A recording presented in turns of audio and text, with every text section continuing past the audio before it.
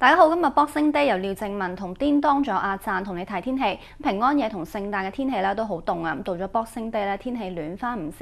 今日日間市區嘅氣温咧徘徊喺18至20度左右，短暫時間有陽光。咁聽日係聖誕假期後嘅首個工作天，唔知天氣係點呢？交俾叮當預測下。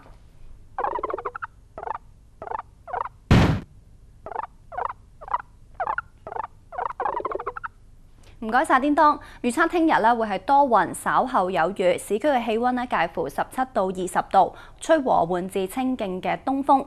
相對濕度咧介乎75%至到95%。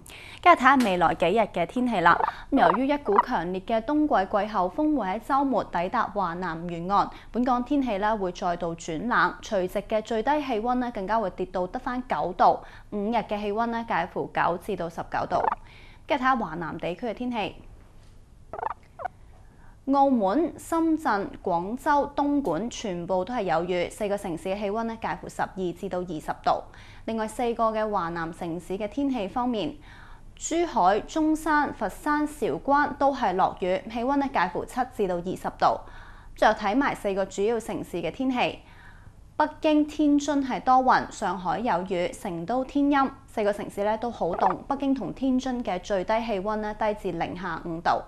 今晚叮當天氣預報時間就講到呢一度先，聽日再見，拜拜。